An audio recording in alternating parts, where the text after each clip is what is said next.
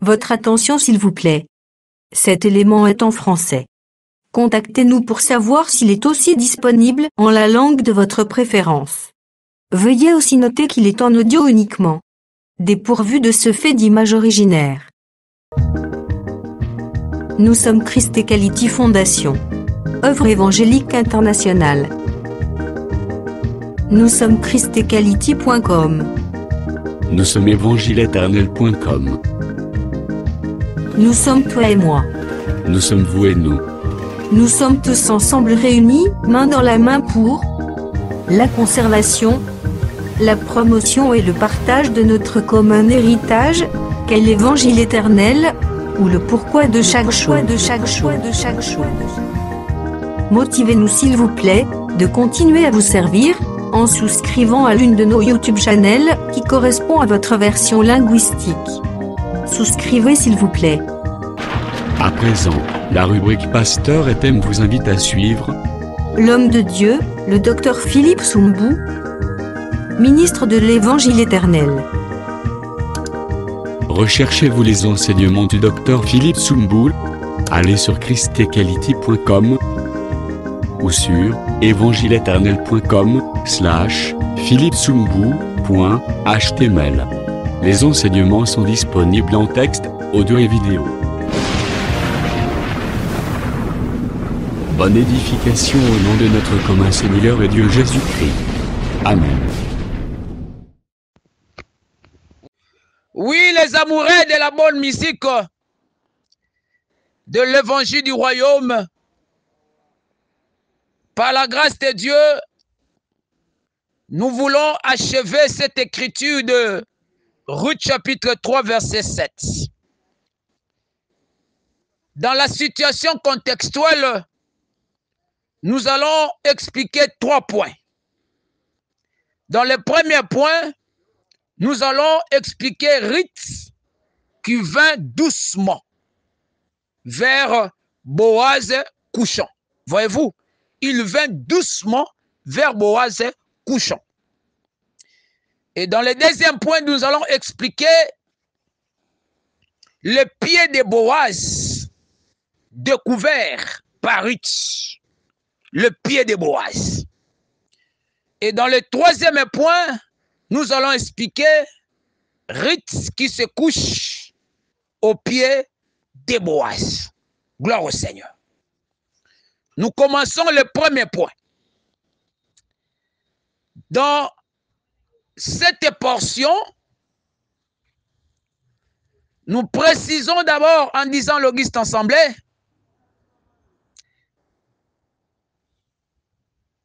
que le concept tout ou douce, doux ou douce, cache plusieurs explications. Parce que il est important que nous puissions d'abord comprendre, selon la Bible, cette manière douce. Le pourquoi l'Écriture n'a pas dit que Ruth vint brutalement, mais il vint tout doucement. Doucement, c'est une manière douce. C'est un adverbe de manière. C'est une manière douce. Donc, elle était venue d'une manière douce vers Boaz couchant. Elle n'était pas venue d'une manière brutale, non. Mais elle était venue d'une manière douce, tout doucement. Et nous devons comprendre cela. Pourquoi elle était venue d'une manière douce? Nous devons d'abord expliquer le concept doux ou douce selon la Bible. Nous devons d'abord expliquer cela. À l'issue de l'explication, nous allons comprendre le sens réel sur Ruth qui vint tout doucement vers Boaz couchant. Gloire au Seigneur. Dans les Saintes Écritures, lorsque nous prenons Matthieu 11, verset 29, je prends la dernière partie. Le Seigneur lui-même avait déclaré en disant que je suis doux et humble de cœur. Voyez-vous? Donc, selon cette écriture, la douceur, c'est la personne de Jésus-Christ. Le concept est doux ou douce, c'est la personne de Christ et Jésus. Et cette pensée nous ramène dans 1 Roi chapitre 19, verset 12. Parce que l'Éternel Dieu, qui fit manifester dans un murmure doux et léger, préfigurait la plénitude de Dieu qui était corporellement en Christ. Donc Dieu, dans le murmure doux et léger, c'est ça que Paul explique dans 2 Corinthiens 5, 17, que Dieu était en Christ. Voyez-vous? C'est Dieu qui était en Christ. C'est le mystère de l'eau dans le rocher. Parce que Christ était un rocher, mais dans le rocher, il y avait de l'eau. C'était un trésor caché dans le rocher. Donc Dieu, dans le murmure doux et léger, c'est ça le trésor, caché aussi dans un champ. Donc Christ était aussi tout un champ dont Dieu était caché dedans. Voyez-vous? Donc ici, nous comprenons que le concept doux ou douce, c'est la personne de Christ et Jésus. Gloire au Seigneur. Et au regard d'Ecclésiaste 11, verset 7, quand nous prenons Ecclésiaste 11, 7, partie A, le bien-aimé Salomon dit que la lumière est douce. Selon cette écriture, la douceur, c'est la lumière. Voyez-vous?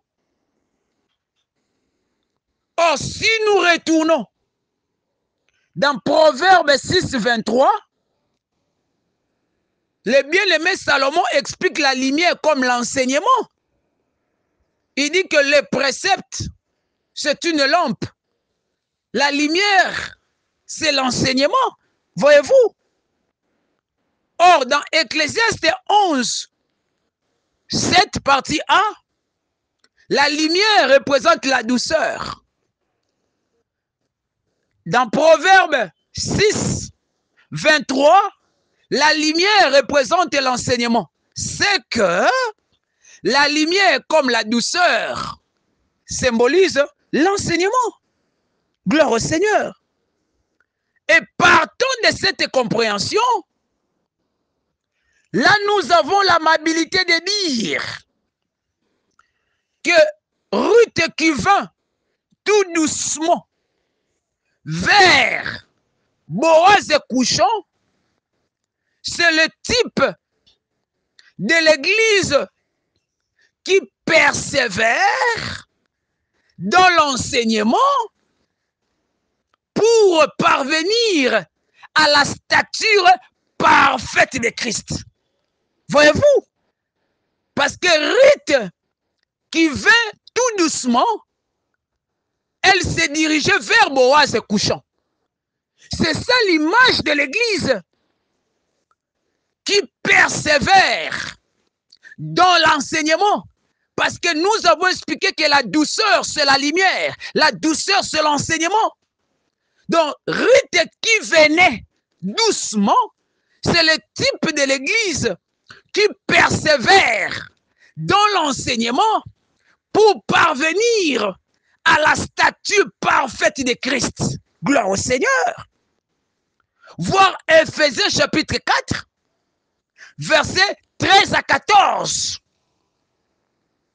Et dans la même ligne, lorsque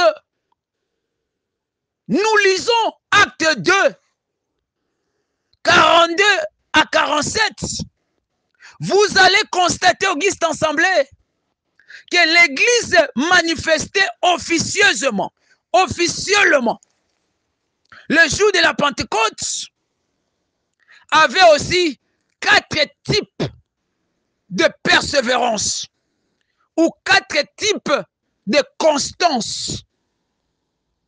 Premièrement, l'Église avait la constance dans l'enseignement des apôtres.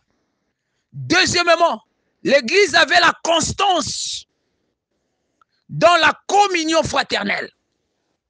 Troisièmement, l'Église avait la constance dans la fraction du pain. Quatrièmement, l'Église avait la constance ou la persévérance dans les prières. Voyez-vous? Donc, Ruth, qui vint doucement vers Boaz et couchant, c'était le type de l'Église qui persévère dans l'enseignement, dans la révélation de la parole, pour parvenir à la stature parfaite de Christ. C'est là que nous voyons dans l'Église manifester le jour de la Pentecôte, l'Église du temps des apôtres, l'Église de la Bible, l'Église de Jérusalem. Et là, dans la même optique,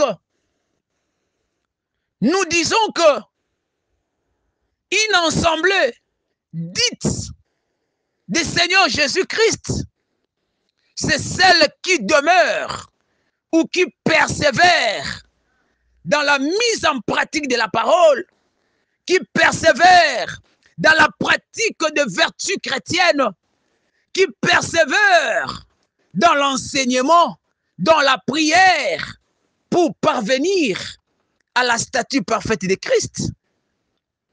Une église doit marcher tout doucement vers Christ. C'est-à-dire, l'église doit persévérer dans l'enseignement. L'église doit persévérer parce qu'il est écrit que celui qui persévérera jusqu'à la fin sera sauvé. C'est que la persévérance, c'est l'apanage de l'église. Notre salut dépend de la persévérance, dépend de la constance. Ce n'est pas aujourd'hui. Il y a beaucoup de serviteurs qui sont devenus inconstants, qui sont devenus falsificateurs de la parole. Ils sont devenus inconstants, irrésolus dans l'enseignement. Il y a beaucoup qui ont falsifié la parole, qui ne demeurent plus dans l'enseignement. Il y a maintenant des assemblées dites des saints des noms. Mais lorsque vous entrez, il n'y a pas le respect de l'enseignement. Il n'y a pas. Mais gloire au Seigneur, il y a d'autres assemblées qui demeurent jusqu'en ce jour dans l'assemblée, dans l'enseignement des apôtres. Que le Seigneur préserve ceux-là qui demeurent dans la sainte doctrine. Gloire au Seigneur. Donc nous avons compris par la grâce de Dieu, Ruth qui vint tout doucement vers Boaz, il ne venait pas vers quelqu'un d'autre, c'était vers Boaz. Je me souviens de Matthieu 14. Lorsque Jésus marchait sur les eaux, Pierre a dit, si c'est toi, ordonne que je vienne vers toi. Voyez, il a dit, ordonne que je vienne vers toi. Parce qu'il y a beaucoup de gens qui marchent aujourd'hui ailleurs. Ils marchent, mais ils ne viennent pas vers Jésus. Là où Jésus se trouve, il ne vient pas vers Jésus. Oh, nous, aujourd'hui, nous devons persévérer pour atteindre l'image de Christ, pour être semblable à lui, pour parvenir à la statue parfaite de Christ. Gloire au Seigneur. Nous touchons à présent le pied de Boaz découvert par Ruth. Nous venons de saisir le mouvement de Ruth tout doucement vers Boaz et couchant. En ce net moment, nous voulons saisir le pied de Boaz découvert par Ruth. En effet, dans les Saintes Écritures, le pied cache plusieurs significations. Mais dans la situation contextuelle, nous disons que d'après 1 Corinthiens 12, verset 21, l'apôtre Paul avait interprété les membres du corps comme des hommes. Il a expliqué les membres du corps comme des hommes. Et au regard de Romains 10, verset 15, et Ésaïe 52, verset 7, les pieds, ce sont les prédicateurs de l'évangile. Les pieds, ce sont le ministre, ce sont les prédicateurs. Selon Romains 10, 15, Ésaïe 52, verset 7. Et partant de ces écritures, nous pouvons comprendre simplement que les pieds de Boaz, découverts par Ruth, ce sont le ministre de la parole de Christ qui sont connus par l'Église du Seigneur. L'Église du Seigneur, comme Ruth, connaît le ministre authentique de la parole du Seigneur, à savoir les apôtres, les prophètes, les évangélistes, les docteurs. Voyez-vous? Donc, une église dite du Seigneur doit avoir la découverte ou la connaissance sur les 5 grâces ministérielles. L'église doit connaître le pied de Boaz. L'église doit avoir la découverte, la connaissance sur le vrai ministre de Dieu. Parce que dans le livre d'Apocalypse 2, l'église d'Éphèse avait aussi la connaissance sur les vrais apôtres. Parce que l'Écriture stipule que c'est une église qui a éprouvé ceux qui se disent des apôtres, mais qui ne le sont pas. C'est que cette église d'Éphèse avait la découverte sur les pieds de Boaz, sur l'apostolat. C'était une église qui connaissait bien l'apostolat, le ministère apostolique. C'était une église bien enseignée. Voyez-vous? Donc Ruth, ayant découvert les pieds de Boaz, c'est l'église qui a la connaissance sur les 5 dons ministériels, sur les Éphésiens 4 et 11, sur le ministre authentique de la parole. Une église doit avoir la connaissance sur le ministre de la parole. Parce qu'il y a des ministres établis par des hommes, établis par eux-mêmes. Maintenant, une église bien enseignée, une église dite des saints, possède la connaissance, la découverte sur le ministre authentique de Christ Jésus. Et laissez-moi vous dire, Auguste Assemblée, que quand nous lisons Genèse 1-2, là je vous annonce en passant que dans le livre de Genèse 1, verset 2, il y a 5 éléments. Il y a 5 éléments avant la manifestation de la création par la parole de Dieu, décrite dans Genèse 1, verset 3. Dans Genèse 1-2, il y a 5 éléments que le bien-aimé Moïse nous relate là-bas. Oui, frère. En voici la preuve. Dans cette écriture de Genèse 1, verset 2, premièrement, il y a la terre informe et vide.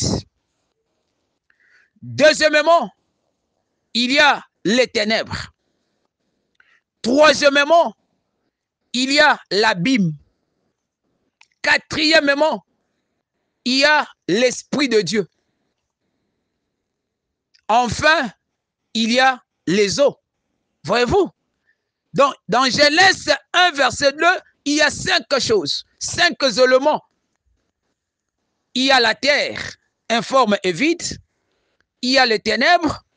Il y a l'abîme. Il y a l'Esprit de Dieu. Et il y a les eaux. Alors, apocalyptiquement, tous ces 5 éléments,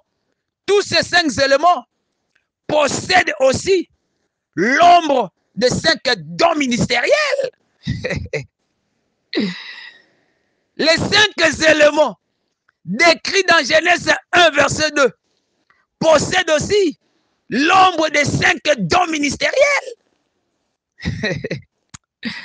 Nous allons donner les détails dans notre exposé sur les ombres des 5 dons ministériels dans le groupe et les ensembles des saints.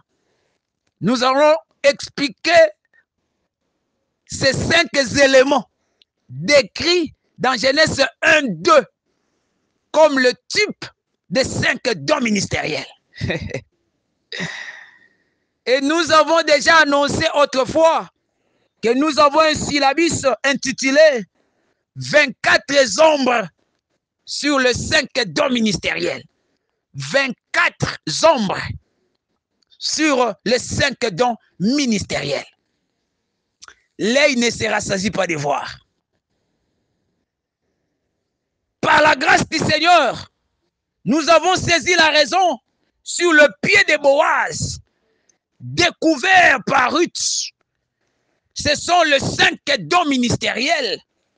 Le ministre de la parole de Christ, ce sont le pied de Boaz.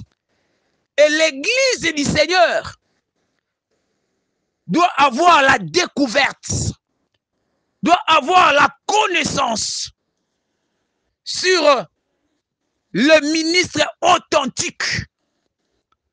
Une église dite de saints doit avoir la connaissance sur le ministre de la parole. Que le Seigneur vous bénisse. Merci d'avoir suivi ce message et que Jésus-Christ vous bénisse. Si vous avez une question à l'intention de l'homme de Dieu, si vous voulez que l'homme de Dieu prie pour vous, si vous voulez vous confier à l'homme de Dieu, ou si vous voulez tout simplement bénir l'homme de Dieu, contactez-le directement si ses coordonnées sont disponibles depuis sa page.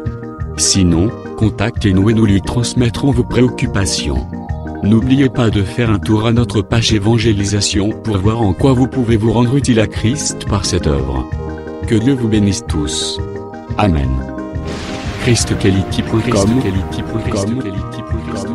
Les cieux en un clic de la souris. Évangile-éternel.com, le site de l'évangile éternel. Christ et Quality Fondation, équilibrer la manne ramassée dans le désert de sorte que chacun ait un le maire.